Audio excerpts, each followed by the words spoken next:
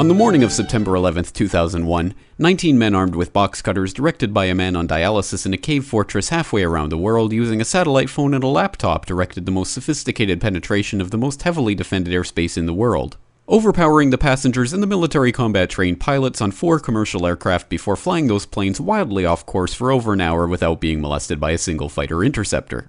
These 19 hijackers, devout religious fundamentalists who like to drink alcohol, snort cocaine, and live with pink-haired strippers, managed to knock down 3 buildings with 2 planes in New York, while in Washington a pilot who couldn't handle a single-engine Cessna was able to fly a 757 in an 8,000-foot descending 270-degree corkscrew turn to come exactly level with the ground, hitting the Pentagon in the Budget Analyst Office where DoD staffers were working on the mystery of the $2.3 trillion that Defense Secretary Donald Rumsfeld had announced missing from the Pentagon's coffers in a press conference the day before, on September 10th, 2001. Luckily, the news anchors knew who did it within minutes. Osama bin Laden. The pundits knew within hours. Osama bin Laden. The administration knew within the day. Terrorists who committed these acts and those who harbored them. And the evidence literally fell into the FBI's lap. That a hijacker's passport was found blocks from the World Trade Center crash site, if you can believe that. But for some reason, a bunch of crazy conspiracy theorists demanded an investigation into the greatest attack on American soil in history. That investigation was delayed, underfunded, set up to fail, a conflict of interest, and a cover-up from start to finish. It was based on testimony extracted through torture, the records of which were destroyed. It failed to mention the existence of WTC-7, Able Danger, P-TECH, Sibel Edmonds, OBL and the CIA, and the drills of hijacked aircraft being flown into buildings that were being simulated at the precise same time that those events were actually happening. It was lied to by the Pentagon, the CIA, the Bush administration, and as for Bush and Cheney, well, no one knows what they told it because they testified in secret, off the record, not under oath, and behind closed doors. It didn't bother to look at who funded the attacks because that question is ultimately of little practical significance. Still, the 9/11 Commission did brilliantly answering all of the questions the public had, except most of the victims' family members' questions, and pinned blame on all the people responsible, although no one so much as lost their job, determining the attacks were failure of imagination. Because Nobody in our government, at least, and I don't think the prior government that could envision flying airplanes into buildings. Except the Pentagon, FEMA, NORAD, and the NRO. The DIA destroyed 2.5 terabytes of data on Able Danger, but that's okay because it probably wasn't important.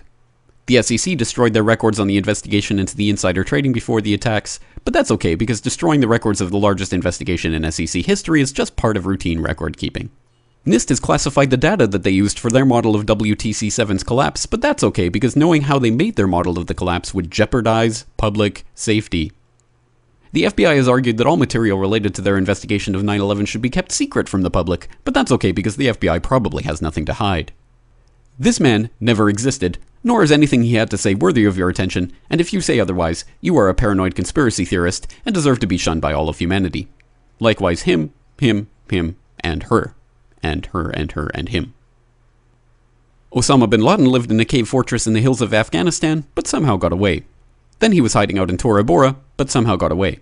Then he lived in Abbottabad for years, taunting the most comprehensive intelligence dragnet employing the most sophisticated technology in the history of the world for a decade, releasing video after video with complete impunity and getting younger and younger as he did so, before finally being found in a daring SEAL team raid which wasn't recorded on video, in which he didn't resist or use his wife as a human shield, and in which these crack special forces operatives panicked and killed this unarmed man, supposedly the best source of intelligence about those dastardly terrorists on the entire planet. Then they dumped his body in the ocean before telling anyone about it. Then a couple dozen of that team's members died in a helicopter crash in Afghanistan. This is the story of 9/11, brought to you by the media which told you the hard truths about his head could be seen to move violently forward. And they took the babies out of the incubators. And mobile production facilities. And the rescue of Jessica Lynch. If you have any questions about this story, you are a batshit, paranoid, tinfoil, dog-abusing baby hater and will be reviled by everyone. If you love your country and or freedom, happiness, rainbows, rock and roll, puppy dogs, apple pie, and your grandma, you will never ever express doubts about any part of this story to anyone. Ever.